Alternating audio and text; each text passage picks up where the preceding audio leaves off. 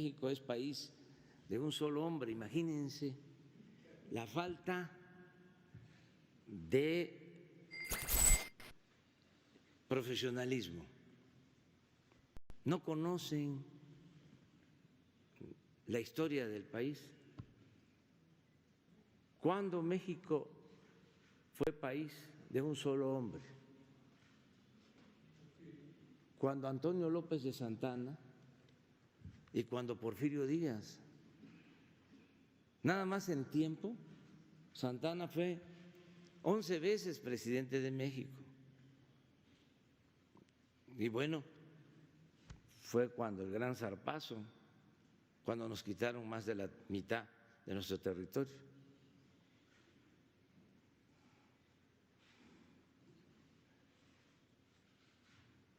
Se pasaron, ¿no?, en la comparación.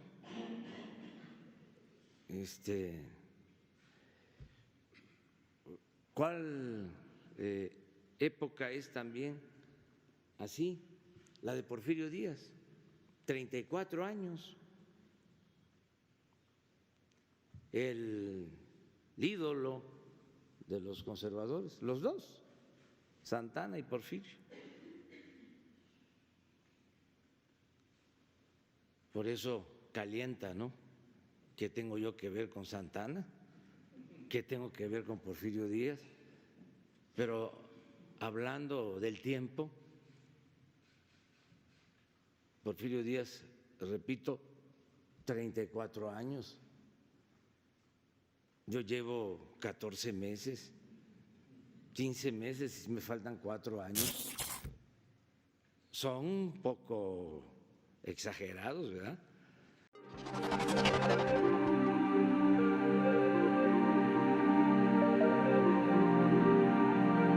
Ahora hasta el Wall Street Journal, que dice que ya México es país de un solo hombre. Imagínense la falta de profesionalismo. No conocen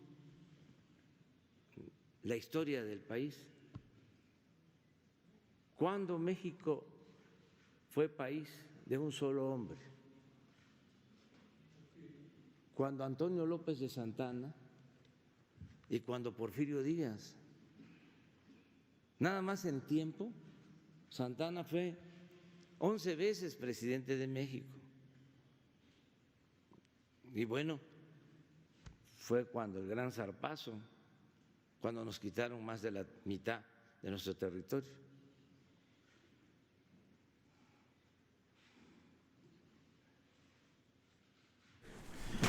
Amigos cibernautas, ¿qué tal? Muy buenas tardes. Sean ustedes bienvenidos a una emisión más de NP Noticias de la tarde, con el gusto y con el placer de siempre de estar aquí con ustedes en una emisión más de NP Noticias de la tarde. Gracias por acompañarnos, gracias por estar aquí con nosotros en este espacio donde pues platicaremos de varios temas que están en la palestra nacional. Tiene que ver con los feminicidios, tiene que ver con Madero, tiene que ver con nuestra bandera, nuestra hermosa bandera, una de las banderas más hermosas del mundo, hoy 24 de febrero. Gracias de verdad por hacer clic en el amplio mundo de las redes sociales. Bienvenidos a su espacio, hoy 24 de febrero del año 2020. Así que gracias, muchísimas gracias. Como siempre, transmitimos desde el puerto internacional de Coatzacoalcos, Veracruz. Bueno, 24 de febrero, 199 aniversario de nuestra bandera. Lo maravilloso que significa sus colores, el orgullo, la lealtad, ideales, símbolo pues de la unidad, de nuestra soberanía, la justicia, la libertad lo que nos llena de orgullo a todos los mexicanos es nuestra bandera.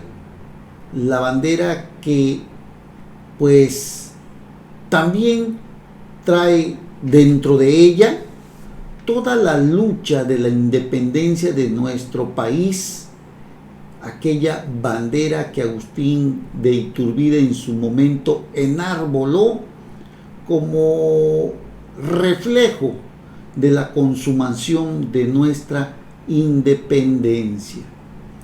De verdad, para nosotros los mexicanos es un orgullo, es lo más maravilloso nuestra bandera, porque ella pues encierra el corazón de todos los mexicanos, los hombres de bien, la gente de bien, la gente que quiere y ama a esta tierra, incluso la gente que por alguna u otra razón anda en el camino equivocado. De todos modos, fuera y dentro del país, la bandera, los colores de nuestro México, los colores de nuestra bandera se llevan a cualquier parte del mundo, aún incluso debajo de la tierra. La verdad es lo más hermoso. Nuestra bandera, que con el paso de los años también ha sufrido cambios, también ha sufrido modificaciones, sus colores, su escudo, el águila, en fin. Y todavía ustedes recordarán que con Vicente Fox hasta mocharon el águila, ¿no? Ustedes lo recordarán, el águila, que es símbolo de los mexicas, que en donde encontraran un águila devorando a una serpiente, ahí se establecieran Tenochtitlan o Tenochtitlán, hoy Ciudad de México. Nuestro pasado, que encierra nuestra bandera, está precisamente en los colores, en el águila, en la serpiente, en el nopal. Es la historia que nos permite amar a este país por encima de todas las cosas. Es lo más hermoso, lo que nos llena de orgullo, nuestro lábaro patrio, nuestra bandera, que en muchas ocasiones ha sido deshonrada y que actualmente también sigue siendo deshonrada por aquellos funcionarios públicos que no han comprendido la grandeza de este país y de su gente, que sigue todavía soportando la inclemencia y la crueldad de quienes a través del discurso dicen una cosa, pero en el fondo hacen otra. Ese es el país que tenemos el día de hoy, en el que, a pesar de que en muchas ocasiones han intentado coartar nuestras libertades democráticas, de igualdad, de las mismas oportunidades para todos, muchos aún se afanan en querer destruir a esta nación y a nuestra bandera, que enclava el orgullo de todos los mexicanos, que no lo permitiremos. De verdad, la bandera es nuestro mayor orgullo, es el símbolo de la unidad de nuestra soberanía, es la identidad que nos une como mexicanos, nuestra nacionalidad es lo que significa nuestros colores, nuestra bandera, su águila, la serpiente, el nopal, Tenochtitlán, hoy Ciudad de México, donde se asentaron los mexicas. Los mexicanos hoy celebramos el 109 aniversario de nuestra bandera nacional. De verdad es lo más hermoso que tenemos. Por cierto, incluso hasta un concurso, creo que si no mal recuerdo fue en el 2008, ganó nuestra bandera, una de las banderas más bonitas de todo el mundo. De verdad se lo digo, Nuestra bandera, cuando se necesita destruir una bandera, porque ya ve que en las escuelas a veces hay abanderamientos, se cambia la bandera. Cuando se va a destruir una bandera no se puede cortar, no se puede destruir así, que usted la rompa, no. Nuestra bandera, por respeto, se tiene que incinerar.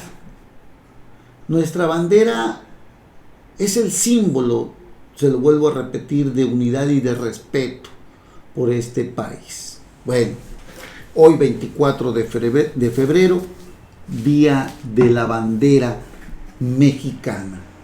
Hoy debemos estar gozosos de esta pieza emblemática que nos permite estar en esta maravillosa tierra, en este maravilloso país que no cambiamos absolutamente por nada, que deseamos terminar aquí en nuestra tierra, en nuestro país.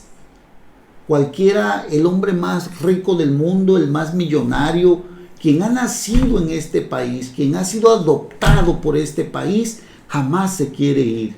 Queremos terminar nuestros días en este país, en esta tierra mexicana, bendita tierra mexicana que tanto nos ha dado.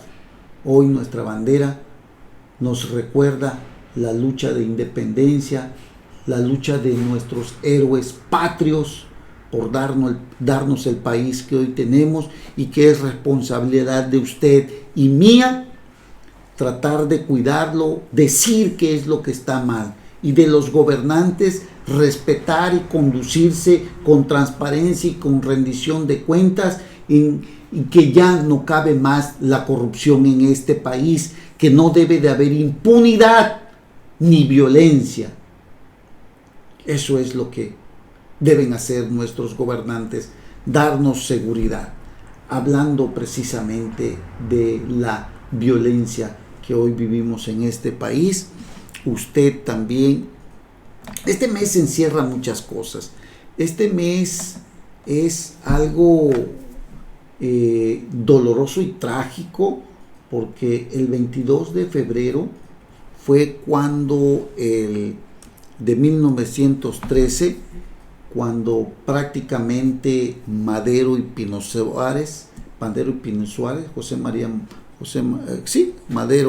y el señor Pino Suárez, pues se disponían, habían sucedido ya hechos con anterioridad.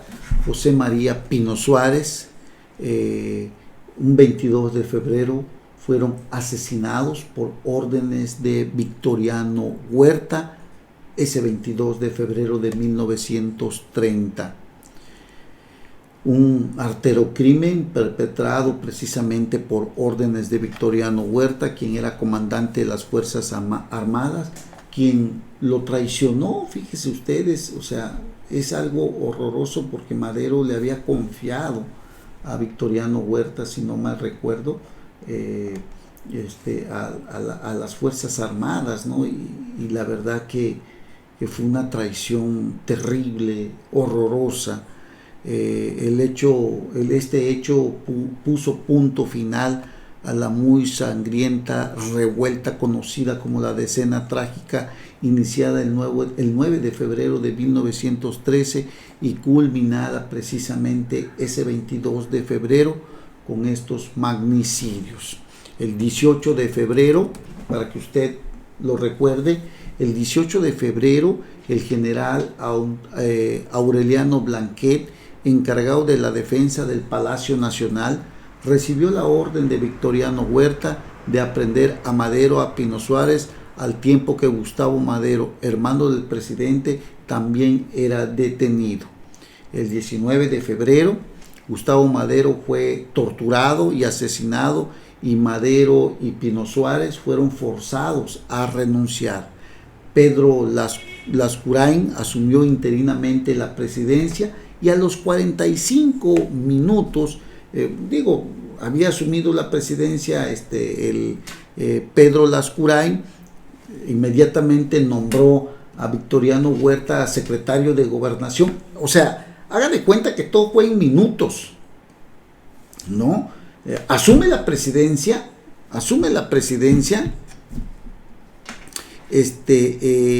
una vez que ellos renuncian, asume la presidencia Pedro Lascurain, nombra a Victoriano Huerta secretario de Gobernación y a los 45 minutos renuncia. Y Victoriano Huerta se convierte en el presidente de México de una forma vil y despreciable. Huerta había recibido el apoyo de un embajador estadounidense que se llamaba Henry Lane Wilson, quien había trabajado durante la etapa porfirista y que tuvo una muy buena relación con Porfirio Díaz. Y una de las primeras medidas de Huerta fue ordenar el asesinato de Madero y Pino Suárez, quienes se mantenían animados pensando que los iban a llevar a Cuba.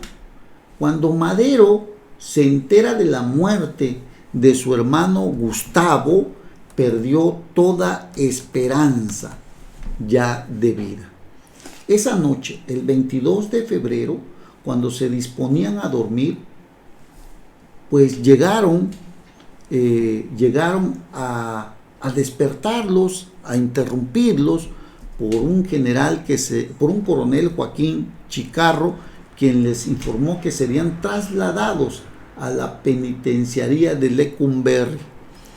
Cuando Madero ya se había enterado de la muerte de su hermano Gustavo, cuando lo llegan a buscar, pues supo que la suerte estaba echada, que los iban a matar, porque llegaron a despertarlos a los dos, supo que iban a morir, que los iban a matar. Se despidió del general Felipe Ángeles, le dijo: adiós mi general, nunca volveré a verlo.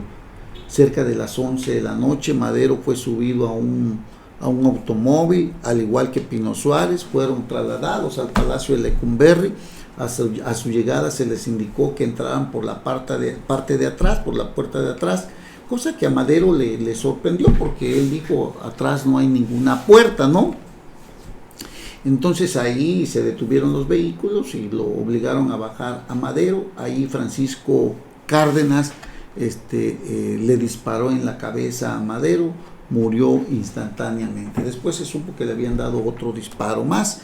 Bueno, entonces Pino Suárez vio toda esta cuestión y también lo obligaron a bajar del auto. Al ver a Madero que estaba tirado, pues trató de huir, le dieron un balazo, salió huyendo herido y entonces lo acribillaron a los pocos metros de donde había terminado Francisco y Madero, a donde había muerto Francisco y Madero. A unos cuantos metros en los que salió huyendo Pino Suárez, fue alcanzado por las ráfagas que les tiraron pues los elementos militares, y bueno, ahí terminó la vida de Francisco y Madero y José María Pino Suárez. Es la historia de este mes, de verdad que nos duele, porque las traiciones todavía se siguen dando al pueblo de México, de la forma en cómo el actual presidente busca destruir a nuestras instituciones que tanto le costaron a este país. Un presidente que mantiene dividido a este país. Me refiero a Andrés Manuel López Obrador, porque lo que estamos viendo el día de hoy, de verdad nos duele que el presidente Andrés Manuel López Obrador mantenga dividido a este país con discursos de división, discursos de fifís, de chairos, de conservadores, de liberales. Un presidente que no ha entendido que nuestro país requiere un cambio, pero no de discurso o de división, un cambio en el que se vea que actúa contra la impunidad, que actúa contra la corrupción sin generar odio, ni coraje, ni un discurso que divide como el que estamos viviendo hoy. Yo creo que todos estamos de acuerdo en que la corrupción debe de terminarse, en que la corrupción ya no debe de existir, pero también es cierto que la forma del discurso ha venido dañando y lastimando a esta sociedad mexicana, que no logran encontrar en el presidente a una persona estable mentalmente hablando, a una persona que concuerde con lo que dice y con lo que hace, que no criminalice, que no levante falsos, que no lastime a la sociedad en la forma que lo viene haciendo, porque hay muchas cosas que están sucediendo en este país. Y a pesar pues de que ha buscado la forma de emular o de buscar el parecido con el gobierno de Madero, porque ha dicho que por eso es que no lo quieren a él, porque es un gobierno que se parece al de Madero, que todo mundo busca destruirlo. Aquí en este país, todo lo que pueda suceder, todo lo que él piense que no está bien, es que porque los conspiradores, llámese conservadores, llámese liberales, llámese fifís, están buscando desestabilizar su gobierno, y tiene miedo de que los propios militares pues puedan darle un golpe de estado. Digo, la verdad, esto es algo inconcebible en un presidente que llegó con tantos años de campaña y que realmente esté resultando una verdadera nulidad para gobernar. El día de ayer el presidente de la República celebró pues en solitario el 107 aniversario de la muerte de Francisco I. Madero, y bueno, lo hizo con un pequeño grupo de funcionarios y las primeras 7 filas de invitados plagada de miembros de la Marina, del Ejército, o sea, quienes obedecen órdenes de invitación. Escribe hoy en su columna Miguel Ángel González Compeán en El Economista. No fueron por gusto, desde luego se les ordenó que fueran asiento de primera fila, pero no lo acompañó la vida civil, lo acompañaron quienes reciben órdenes directas, que son los militares, porque usted recordará que el presidente de la República viene siendo como el comandante supremo. De ese tamaño es el temor del presidente y su capacidad de convocatoria. Quien tenga opción de asistencia no está invitado. Irán los que yo puedo mandar para ser invitados en domingo. Una pena, la verdad, que el presidente esté actuando de esta manera. ¿Quién sabe por qué insiste en la lealtad del ejército? ¿Qué necesita demostrar? ¿Que las Fuerzas Armadas están de su lado o por lo menos obedientes a sus designios? Toda una pregunta con el sospechosismo golpista atrás, escribe hoy en El Economista el periodista Miguel González Compeán. Así que el discurso de Andrés Manuel López Obrador resultó un recuento muy lamentable y simplista de su visión histórica del papel de Madero en la vida pública de México, pero sobre todo resultó un lamentable recuento de lo que entonces no era la Constitución Democrática de México, sino el arribo de las clases medias y el cambio del poder en una realidad que había que atender y corregir. Entonces nadie hablaba de la democracia como objetivo, era otra cosa. Y bueno, el presidente López Obrador busca por todos los medios pues comparar su gobierno con el de Madero, cosa que la verdad pues no creemos que sea así, y bueno, sinceramente es algo que pues estamos tratando de descifrar por qué se ufana tanto, por qué busca comparar su gobierno con Madero, cuando en realidad hay muchas cosas que son muy muy diferentes a lo que él quiere manejar. Y bueno, estaremos viendo que es un gobierno que definitivamente pues contrasta mucho con lo que realmente él manejó durante su etapa de campaña, y es que hay muchas cosas que le han resultado pues no muy buenas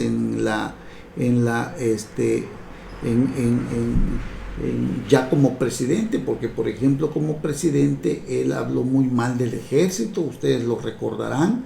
Él habló y dijo que el ejército debería de volver a los cuarteles, que el ejército no estaba para cuidar la seguridad pública, que el ejército tenía otras atribuciones y otras obligaciones. Habló tanto del ejército y tanto le echó al ejército.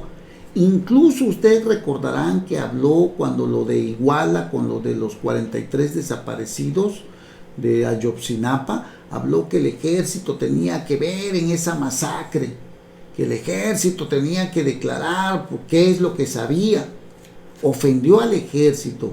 Cuando llega como presidente de la República, lo primero que hace es crear la Guardia Nacional, compuesta por puros militares, para poder enfrentar a la delincuencia organizada. Pero lo peor es que una vez que ya tiene la Guardia Nacional, ahora no la quiere ocupar para darle paz y tranquilidad al país. Antes bien prefiere enviar abrazos y no balazos.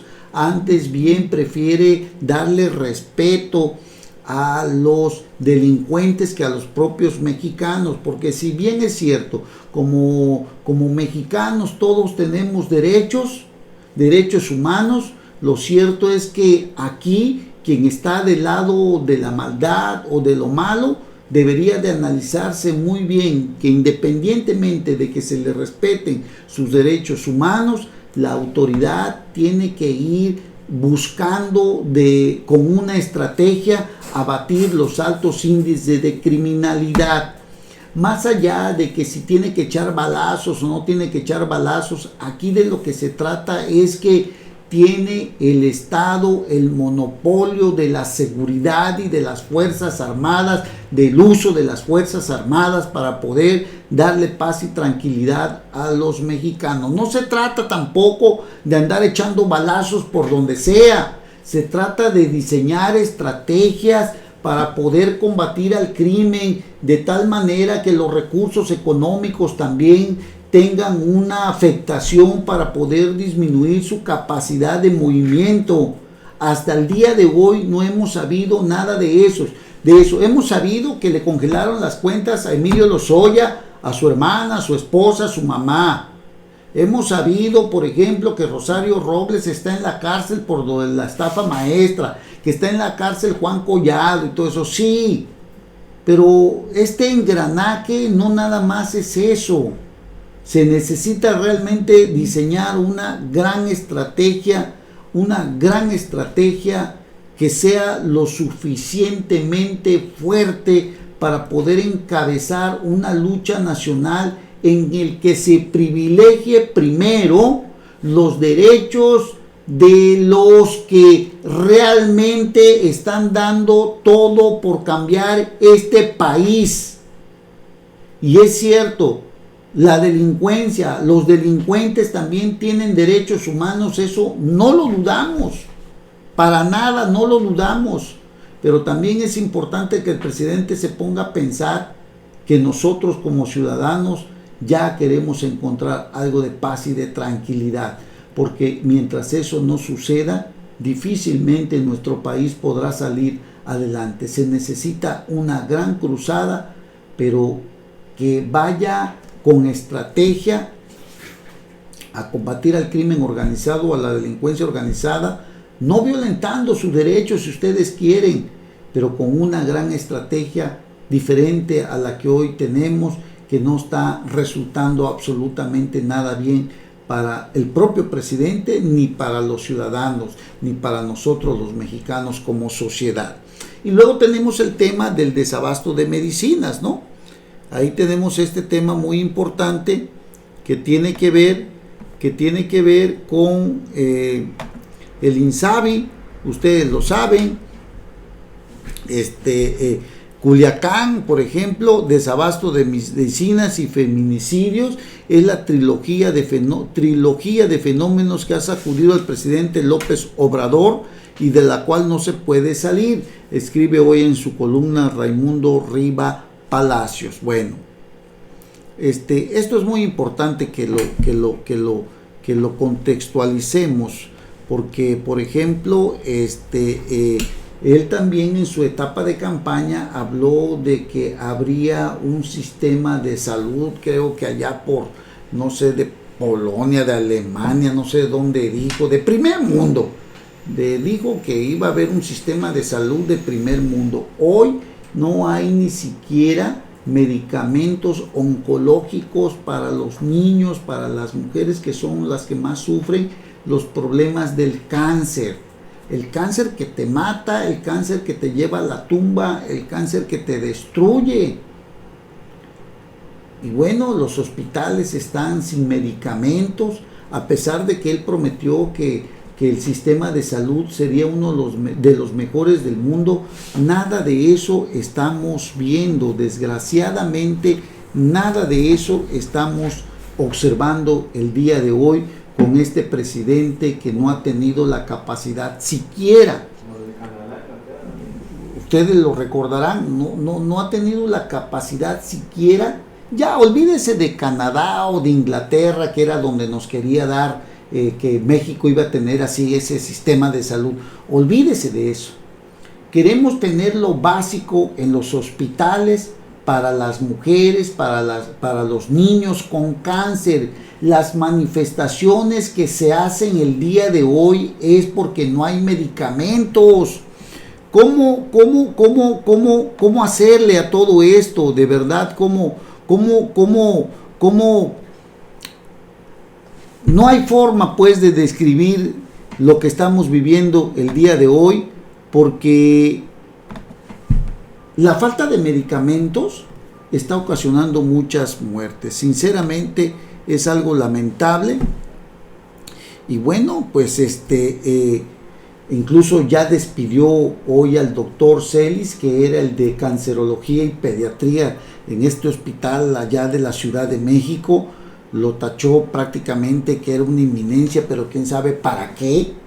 Hacía de tener el presidente López Obrador la capacidad intelectual como para poder criticar a este doctor que ha sido incluso reconocido a nivel internacional. O sea, es un doctor que en todo el mundo es conocido, es uno de los mejores doctores de neurología, es un neurocirujano. Imagínese usted, a ver, ¿qué eminencia puede ser Andrés Manuel López Obrador, que duró, no sé, 13, 14 o 15 años para poder titularse de la UNAM? Imagínese usted, una carrera incluso con muy malas calificaciones. Digo que me disculpen todos los chairos, pero les tengo que decir que tenemos un presidente que ha sido burro hasta para ir a la escuela. Sinceramente, no digo, allá aquellos que se molesten, pero tenemos un presidente que no ha tenido la capacidad intelectual y que como presidente está dejando mucho que desear también. Eso es la realidad de lo que vivimos. Por eso él ve moros con tranchetes por donde sea, porque su capacidad mental no le da para más. Es un tipo enfermo, un tipo esquizofrénico. Ahí está la manifestación de las mujeres para el 9 de marzo. Del 9 nos mueve, un día sin mujeres, que dice que están los conservadores, que ahora ya se volvieron feministas. O sea, todo movimiento, toda manifestación, este señor piensa que todo mundo le quiere hacer daño. No tiene la capacidad de escuchar, no tiene la capacidad de analizar, no tiene la capacidad de entablar un diálogo con los que se manifestaron. Él se manifestó, él llevó a cabo marchas. ¿Qué buscaba? Es la pregunta que se debe de hacer él. ¿Qué buscaba cuando hacía unas marchas? ¿Quería que lo escucharan o no? ¿Cuántas veces no criticó a Peña Nieto por no recibir a las personas? Y hoy, él es el que no recibe a las personas. Las organizaciones feministas incluso llegaron hace 15 días a tamborearle la puerta en Palacio Nacional. No las recibió. Hoy ha salido a la luz pública que incluso ni a la propia mujer le ha permitido sumarse al paro nacional de las mujeres. Doña Beatriz Gutiérrez Müller primero había dicho que sí, se iba a manifestar y que iba a apoyar, y a las pocas horas dijo que sencillamente no al paro nacional. Ahí está doña Heréndira Sandoval de la Secretaría de la Función Pública echándole a las mujeres que en lugar de que se queden a lavar platos en la casa, en lugar que estén tentadas a barrer y a trapear, que salgan a la calle, cuando el movimiento busca que las mujeres no se muevan, que se queden en su hogar, que no vayan a trabajar, para que le haga sentir al gobierno que son necesarias en el desarrollo y en la economía de nuestro país. ¿Qué es lo que no entienden de estas personas? ¿Qué es la parte que no alcanzan a comprender de este movimiento social, de esta manifestación social, la más clara que hemos tenido para que se acabe la violencia de género y los feminicidios en este país? Y la violencia en general, desde luego, ¿no? Que haya medicamentos, porque ahí están las manifestaciones de los padres, de los niños con cáncer, que claman todos los días que no hay medicamentos, pese al que el gobierno dice que ya se compraron y que no hay desabasto.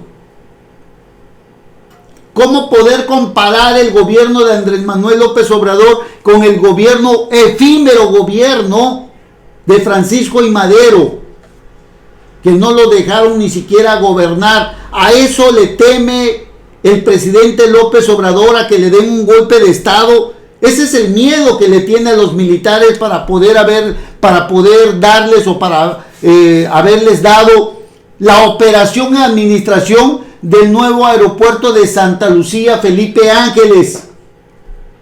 Incluso no nada más la administración, sino la construcción de este aeropuerto, dejando el de Texcoco tirado con miles y miles de millones de pesos de los impuestos de usted y de los míos. Este presidente que se burla de los mexicanos con una rifa de un avión que es de verdad aberrante por donde usted quiera verle, lo que intenta hacer al querer tomarnos el pelo de esa manera, que busca que sea la nota periodística la entrega de 2,000 millones de pesos por parte de la Fiscalía, antes que la nota de los feminicidios que hoy se viven. Un presidente que no alcanza a comprender lo que estamos viviendo todavía. Un presidente a quien le ha quedado demasiado grande el cargo en este primer año de gobierno. Un primer año, déjeme decirle, el más violento, incluso que al primer año del propio presidente o expresidente Enrique Peña Nieto, que podrán decir lo que quieran, pero era un personaje que realmente, más allá de las tonterías y de las estupideces que también cometió, como lo de la Casa Blanca, era un presidente que se sensibilizaba con áreas estratégicas como el de las mujeres, que las recibía y se sentaba con las organizaciones. Felipe Calderón. Digo, ¿qué clase de presidente tenemos con Andrés Manuel López Obrador, que hoy definitivamente parece ser que ni nos oye, ni nos escucha, ni comprende, ni siente que en este primer año ha sido desastrosa la forma de conducir este país? Cero crecimiento económico. No hay empleos. Se siguen regalando miles de millones de pesos en los jóvenes construyendo el futuro, que son jóvenes que ni estudian ni trabajan.